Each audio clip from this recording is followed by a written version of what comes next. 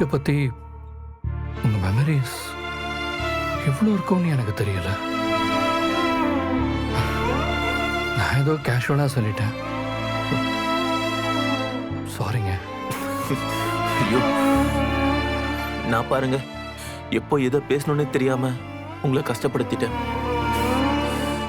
சந்தோஷமா பேசிட்டு இருந்தீங்க, நான் லூசு மாதிரி பேசி அதை கெடுத்துட்டேன். அப்படிலாம் இல்லைங்க. உங்க பெயின் எனக்கு நல்லாவே புரியுது. நீங்க எதுக்கும் கவலைப்படாதீங்க.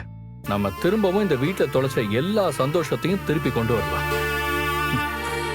நீங்க சொல்றதை கேட்கவே ரொம்ப சந்தோஷமா இருக்கு.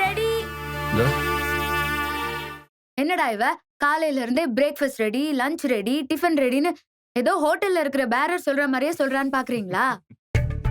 என் அக்கா சமையல்னா எல்லாருக்கும் முன்னாடியே எனக்கு பசிச்சிரும். அதான் எனக்கு பசிக்குதுங்கிறத தான் நான் கொஞ்சம் டீசெண்டா சொல்லிடுறேன்.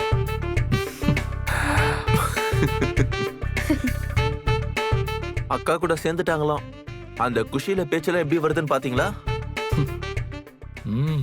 ஆமா, அக்கா கூட சேர்ந்துட்டேன், அப்படிதான் பேசுவேன். உங்களுக்கு என்ன வந்துச்சு இப்போ?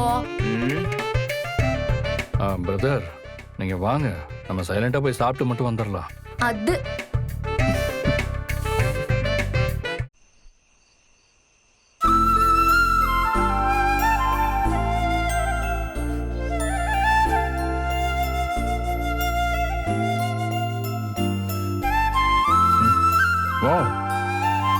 சூப்பரா இருக்கு.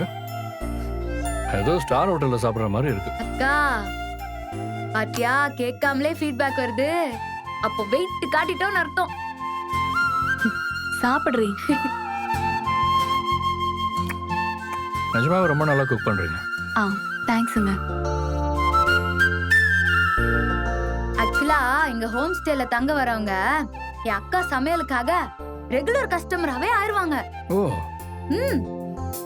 நம்ம ஊர் ஆளுங்களை கூட விடுங்க, பூனம்னு ஒரு அம்மா நார்த் இந்தியால இருந்து வருவாங்க. அவங்க இங்க வரும்போதெல்லாம் பேட்டி பேட்டின்னு அக்காவை அப்படி கொஞ்சுவாங்க. ஏண்டி? பாத்தல கங்கா, காவேரி வீட்டுக்கார் எவ்வளவு நல்லா பேசுறாருன்னு. இவரை போய் நீ ரொம்ப திமிர பிடிச்சவன்னு சொல்லிட்டியே.